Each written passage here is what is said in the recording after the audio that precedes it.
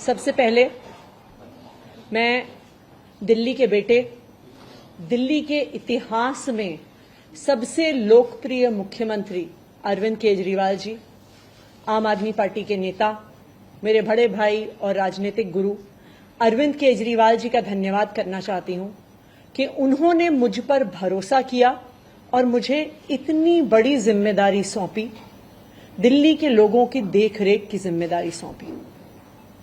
लेकिन आज मैंने मुख्यमंत्री के तौर पे शपथ ग्रहण जरूर किया है, लेकिन ये मेरे लिए, हम सबके लिए एक बहुत भावुक क्षण है जब अरविंद केजरीवाल जी दिल्ली के मुख्यमंत्री नहीं हैं। अरविंद केजरीवाल जी वो व्यक्ति हैं जिन्होंने पिछले 10 सालों में दिल्ली की तस्वीर को बदल डाला, जिन्होंने पिछले 10 सालों में दिल्ली की आम लोगों की जिंदगी को बदल डाला।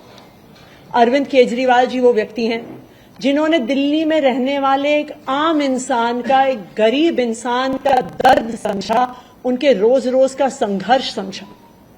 उन्होंने समझा कि एक आम परिवार के लिए किस तरह से अपना घर चलाना मुश्किल होता है। अरविंद केजरीवाल जी वो व्यक्ति हैं जिन्होंने दिल्ली वालों को फ्री बिजली दी, 24 घंटे बिजली दी। अरविंद केजरीवाल जी वो व्यक्ति हैं जिन्होंने दिल्ली के सरकारी स्कूलों में पढ़ने वाले बच्चों का भविष्य बदल डाला, उनको जिंदगी में एक नया अवसर, आगे बढ़ने का अवसर दिया। अरविंद केजरीवाल जी वो व्यक्ति हैं जिन्होंने दिल्ली की महिलाओं को शिक्षा में, रोजगार में आगे बढ़ने का मौका दिया, फ्री बस यात्रा देके। अरविंद केजरीवाल जी वो व्यक्ति हैं जिनकी वजह से आज दिल्ली के लोगों को अपने परिवार के सदस्य का इलाज करवाने के लिए अपने गहने नहीं गिरवी रखने पड़ते, अपने घर नहीं गिरवी रखने पड़ते, क्योंकि सरकारी अस्पतालों में अच्छा इलाज होता है। तो जब अरविंद केजरीवाल जी दिल्ली के मुख्यमंत्री नहीं रहते तो ये हम सब के लिए एक बहुत मुश्किल और एक भावुक घड़ी। आज क्यों अरविंद केजरीवाल जी दिल्ली के मुख्यमंत्री नहीं हैं? क्योंकि भारतीय जनता पार्टी की केंद्र सरकार ने अरविंद केजरीवाल जी के खिलाफ षड्यंत्र रचा, उन पर झूठे मुकदमे लगाए, उनको इन झूठे फर्जी मुकदमों में गिरफ्तार किया, उनको 6 महीने से ज्यादा जेल में रखा, उनको तोड़ने की, उनको दबाने की हर संभव कोशिश करी। लेकिन अरविंद केजरीवाल जी टूटे नहीं, अरविंद केजरीवाल दबे नहीं। अरविंद केजरीवाल जी को सुप्रीम कोर्ट ने जमानत दी, एक ऐसे कानून में जमानत दी जिसमें पीएमएलए में जमानत मिलना लगभग असंभव होता है, और सुप्रीम कोर्ट ने ना सिर्फ उन्हें बेल दी, बल्कि बेल देते हुए केंद्र सरकार के मुंह पे तमाचा मारा और कहा कि अरविंद केजरीवाल जी की गिरफ्तारी एक दुर्भावना के तहत हुई थी। ये कहा कि केंद्र सरकार की एजेंसी सीबीआई, ईडी पिंजरे में बंद एक तोते की तरह हैं जो सिर्फ अपनी मालिक की आवाज में बोलती हैं।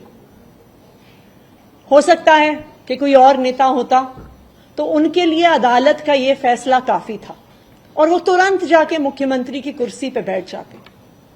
लेकिन अरविंद केजरीवाल जी ने इस देश की राजनीति में एक ईमानदारी और नैतिकता की मिसाल कायम करते हुए मुख्यमंत्री की कुर्सी से इस्तीफा दे दिया। उन्होंने कहा कि मेरे लिए सिर्फ अदालत का फैसला काफी नहीं है, मैं जनता की अदालत में जाऊंगा, और जब तक दिल्ली की जनता मुझे नहीं कहती कि मैं ईमानदार हूं, तब तक मैं मुख्यमंत्री की कुर्सी पर नहीं बैठूंगा। मुझे नहीं लगता कि इस देश के इतिहास में या शायद इस दुनिया के इतिहास में ऐसा कोई नेता रहा होगा, ऐसी ईमानदारी और नैतिकता की मिसाल रही होगी जो आज अरविंद केजरीवाल ने देश और दुनिया के सामने रखी है। अब हम सभी दिल्ली वालों को मिलकर एक ही काम करना है, अरविंद केजरीवाल जी को फिर से फरवरी में होने वाले चुनाव में दिल्ली का मुख्यमंत्री बनाना है। अगर दिल्ली के लोग अरविंद केजरीवाल जी को दिल्ली का मुख्यमंत्री नहीं बनाते तो जो फ्री बिजली आज दिल्ली वालों को मिल रही है, भारतीय जनता पार्टी अपना षड्यंत्र रच के उसको खत्म कर देगी। जो सरकारी स्कूल अरविंद केजरीवाल जी ने सुधारे हैं वो फिर से बदहाल हो जाएंगे, मोहल्ला क्लिनिक बंद हो जाएंगे, अस्पतालों में इलाज बंद हो जाएगा, महिलाओं की फ्री बस यात्रा बंद हो जाएगी। तो 2 करोड़ दिल्ली वालों को मिलकर फिर से अरविंद केजरीवाल जी को दिल्ली का मुख्यमंत्री बनाना।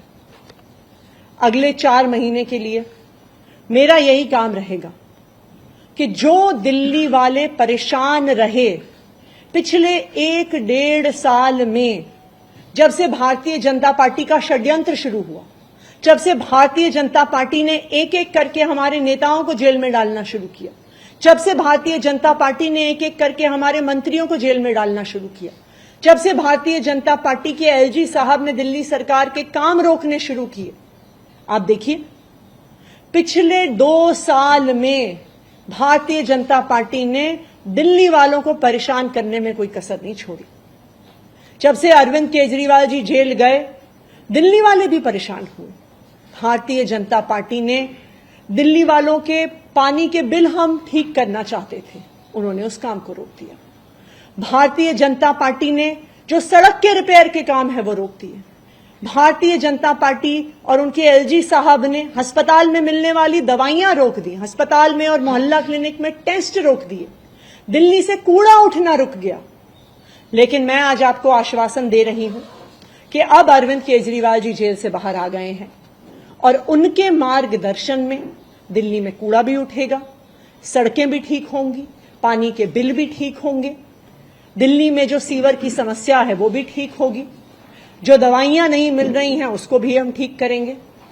मैं दिल्ली वालों को यह आश्वासन देना चाहती हूं कि अब अरविंद केजरीवाल जी जेल से बाहर हैं, भारतीय जनता पार्टी का कोई भी षड्यंत्र हम सफल नहीं हुए।